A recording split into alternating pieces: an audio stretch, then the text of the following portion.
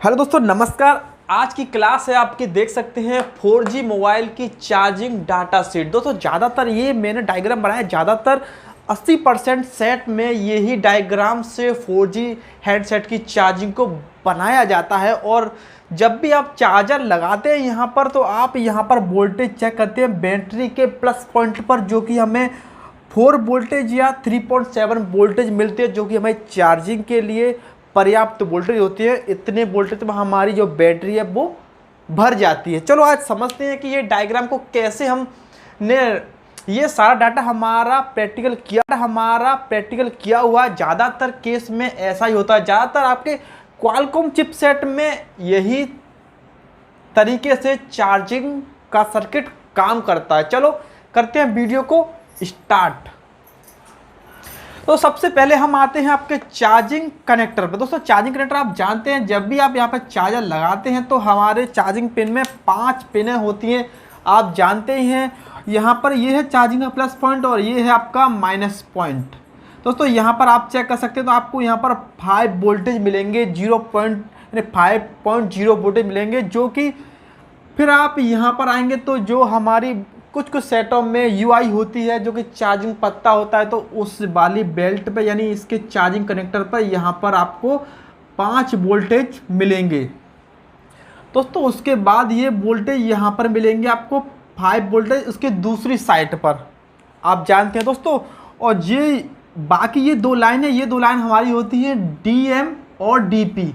ये हमारी USB line होती है, जो कि हमारा फ़ोन पीसी से कनेक्ट करता है। ये लाइन डायरेक्ट एक रेजिस्टेंस को लगा के ये पीएमआई आईसी से अटैच होती है, जिसको हम चार्जिंग आईसी भी बोलते हैं। दोस्तों पीएमआई आईसी ज़्यादातर हमारी DC to DC converter IC और चार्जिंग आईसी भी होती है।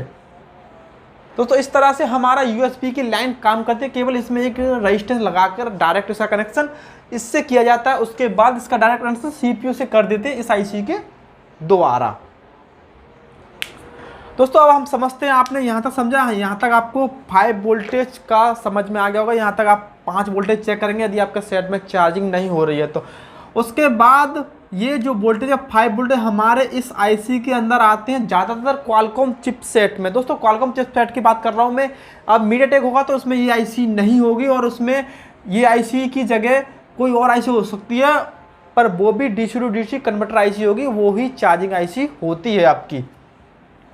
दोस्तों यहाँ पर एक आईसी लगी होती है, उसे हम बोलते हैं ओवर वोल्टेज प्रोटेक्शन यानी ओबीपी आईसी। दोस्तों इस आईसी का काम क्या होता है? इस आईसी का काम होता है, जब भी आपके चार्जिंग पिन से कुछ भी वोल्टेज ज़्यादा आता है तो ये आईसी अपने आप को ख़राब कर लेती है, और आपका जितना भी इसके बाद इनपुट होना था इस आईसी के अंदर, तो हमारी पीएमआई आईसी और बाकी सारे सेक्शन बच जाते हैं। दोस्तों ये आईसी हमारी ख़राब हो जाती है। दोस्तों ये आईसी ख़राब होने के बाद आप इसे बाईपास भी कर सकते हो। कैसे? दोस्तों यहाँ से आप सीधा एक जंपर डायरेक्ट आप यहाँ पे लगा सकते हैं, क्योंकि यहाँ पर हमें 5.0 वोल्टेज जो कि चार्जिंग के प्लस पॉइंट की सप्लाई यहाँ पे आती है। इसके बाद इसे हम बाईपास करके यहाँ पर हमें 5 वोल्टेज मिल जाते हैं, जो कि आने चाहिए। यदि ये आईसी ठीक होती है तो फिर भी आपको यहाँ पर 5 वोल्टेज मिल जाने चाहिए। दोस्तों मैं कभी कभी कैमरे में थोड़ा बहुत गलत सलत निकल जाता है कभी वोल्टेजों के बारे में, तो मुझे माफ़ कर देना, क्योंकि मैंने कभी ज़्यादा कैमरा फेस किया नहीं है। दोस्तों अब मैं आपको समझाता हूँ ओबीपी आईसी के बारे में, आप समझ गए होंगे। उसके बाद जो हमारा चार्जिंग का इनपुट है, दोस्तों इनपुट जिसे बोलते हैं जिसमें कि हमारा कोई भी लाइन डायरेक्ट किसी भी आईसी के अंदर जा रही हो, उसे हम इनपुट लाइन बोलते हैं। दोस्तों ऐसे चार्जिंग का प्लस पॉइंट है, इसकी लाइन हमारी इस चार्जिंग आईसी के अंदर इनपुट हो जाती है इस पॉइंट पर, जिसमें कि 5 वोल्टेज होते हैं, जो कि आपके चार्जिंग के प्लस पॉइंट पर बोर्ड में उतने ही वोल्टेज आपके यहाँ पर इनपुट हो जाते हैं। दोस्तों उसके बाद जो चार्जिंग का एक आउटपुट भी होता है। दोस्तों चार्जिंग के बाद जो हमें आउटपुट में वोल्टेज मिलते हैं यहाँ पर, दोस्तों यहाँ पर भी हमें 5.0 वोल्टेज मिल सकते हैं, मिलेंगे। दोस्तों कभी कभी यहाँ पर थोड़े बहुत वोल्टेज कम ज़्यादा भी हो जाते हैं, थोड़ा सा फ्लक्चुएशन होता रहता है यहाँ पर, तो यहाँ पर कुछ वोल्टेज हमारे कम ज़्यादा हो जाते हैं। तो उसके बाद हम आते हैं यहाँ पर, हमने कल समझाया था बीपीएच लाइन दोस्तों क्या होती है। यदि आपने वो वीडियो नहीं देखी है तो मेरे चैनल पर जाके उस वीडियो को आप देख सकते हैं, उसके बाद ही आपको ये समझ में आएगा दोस्तों किस तरह से हमें यहाँ पर 4 वोल्टेज मिलते हैं चार्जिंग को लगाकर। जब हम मीटर से चेक करते हैं तो हमें 4 वोल्टेज, यहाँ पर 4 वोल्टेज या 3.7 कैसे मिलते हैं, जो कि चार्जिंग के लिए पर्याप्त वोल्टेज होते हैं। तो यहाँ तक आप समझ में आ गया, इनपुट हो गया। उसके बाद हमारा आउटपुट में 5 वोल्टेज हमें मिल गए। उसके बाद दोस्तों ये है हमारा बी बैट का प्लस पॉइंट।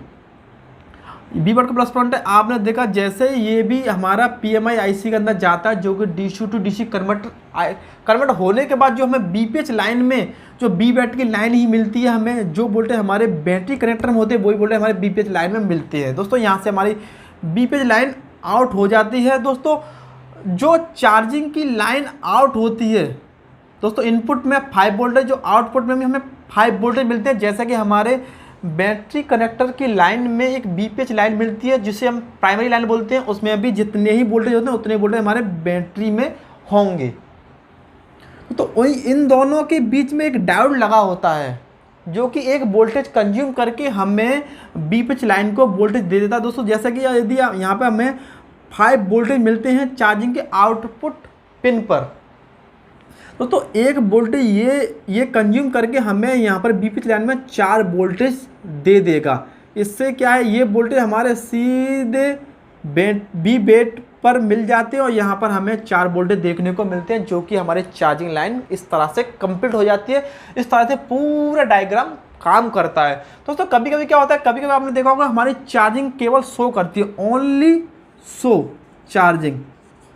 उस समय आप जीनर डायोड, दोस्तों आप जीनर डायोड का इस्तेमाल करते हैं। क्यों करते हैं दोस्तों, हमारा जो इस IC का आउटपुट पिन होता है, जो कि चार्जिंग आउटपुट पिन होता है, उसमें कुछ दिक्कत आ जाती है, वो ट्रैक मिस हो जाता है या कुछ भी मान लो इसमें जो आउटपुट था उसमें मिसिंग हो जाती है। इसी वजह से हमारे वोल्टेज यहाँ पर मिल नहीं पाते हैं। उसके बाद आप इस वाली लाइन से डायरेक्ट आप एक जीनर को बी बैट की लाइन से जोड़ देते हैं।